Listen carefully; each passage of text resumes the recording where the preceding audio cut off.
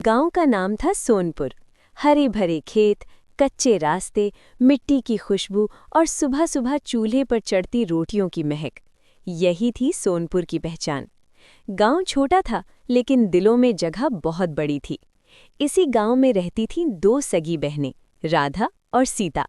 राधा बड़ी थी, समझदार, शांत स्वभाव की, कम बोलती, ज्यादा सहती। सीता छोटी थी, चंचल, जुबान की तेज, लेकिन दिल की बहुत साफ। उनके पिता हरिनाथ गांव के मेहनती किसान थे और मां सरस्वती एक सुलझी हुई गृहिणी। दोनों बेटियों को उन्होंने बराबर प्यार दिया, लेकिन किस्मत दोनों को अलग अलग रास्तों पर ले जाने वाली थी। दो अलग ससुराल। राधा की शादी हुई रामलाल से। रामलाल का घर बड़ा था, लेकिन दिल छोटे। सास धर्मा देवी बहुत सख्त मिजाज की थीं। हर बात में ताना, हर काम में कमी निकालना, यही उनकी आदत थी। वहीं सीता की शादी हुई मोहन से।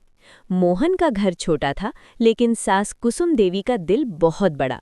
वह सीता को बेटी से बढ़कर मानती थीं। शादी के बाद दोनों बहनें अपने अपने ससुराल चली गईं। माँ बाप की आंखें नम थीं, लेकिन उम्मीद से भरी। राधा का ससुराल, चुप दर्द की कहानी। राधा के दिन सुबह 4 बजे शुरू होते। चूल्हा, पानी, पशु, खेत, घर, सब उसी के जिम्मे। अगर रोटी जरा सी मोटी हो जाए तो ताना, दाल पतली हो जाए तो डांट, थोड़ी देर बैठ जाए तो कह दिया जाता, बहू आराम करने आई है क्या? रामलाल बुरा नहीं था, लेकिन माँ के आगे बोल नहीं पाता। राधा हर रात अपने कमरे में चुपचाप रोती और सोचती, क्या यही ससुराल होता है? फिर उसे माँ की बात याद आती, बेटी, रिश्ते निभाने से बनते हैं। और वो चुप हो जाती। सीता का ससुराल, प्यार और सम्मान। दूसरी तरफ सीता का जीवन बिल्कुल अलग था। कुसुम देवी सुबह खुद सीता को उठाती, बिटिया आराम से उठना, ज्यादा काम नहीं करना। मोहन हर काम में सीता का साथ देता, गलती हो जाए तो हंसकर समझाता। सीता जब मायके आती तो माँ पूछती, खुश तो है ना? सीता मुस्कुराकर कहती, हाँ माँ, मुझे तो लगता है मैं दूसरे मायके में आ गई हूँ। त्योहार और सच का सामना। 1 साल बाद तीज का त्योहार आया। दोनों बहनें मायके आईं। सीता के चेहरे पर खुशी साफ दिख रही थी। राधा का चेहरा पीला, आंखों के नीचे काले घेरे। माँ सरस्वती ने राधा को सीने से लगाया। कुछ नहीं पूछा, लेकिन माँ का दिल सब समझ गया। रात को माँ ने प्यार से कहा, बेटी सब ठीक है ना? राधा की आंखों से आंसू बह निकले। उसने सारी बात बता दी। पिता हरिनाथ का खून खौल उठा, लेकिन माँ ने रोका। गुस्से से रिश्ते नहीं सुधरते। एक बहन का साथ। सीता ने राधा का हाथ पकड़ा और कहा, दीदी अब आप अकेली नहीं हैं। त्योहार के बाद जब दोनों अपने अपने ससुराल लौटी तो सीता ने ठान लिया, वो राधा के लिए खड़ी होगी।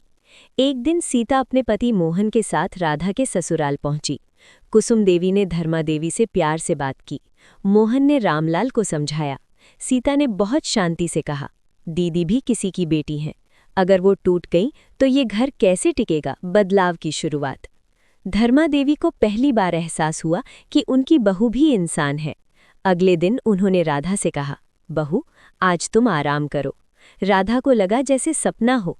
धीरे धीरे माहौल बदला। रामलाल भी बोलने लगा। राधा की मुस्कान लौटने लगी। समय की परीक्षा। कुछ महीनों बाद गांव में अकाल पड़ा। दोनों घरों पर मुश्किल आई। अब वही रिश्ते काम आए। दोनों परिवार एक दूसरे का सहारा बने। धर्मा देवी ने सबके सामने कहा, राधा ने इस घर को जोड़ा है। राधा की आंखों में खुशी के आंसू थे। कहानी की सीख। सालों बाद जब राधा और सीता खुद सास बनी तो उन्होंने एक ही बात याद रखी, बहू नहीं, बेटी बनाओ, तभी ससुराल सच में घर बनता है। हर औरत किसी की बेटी होती है। चुप रहना ताकत नहीं, समझदारी है।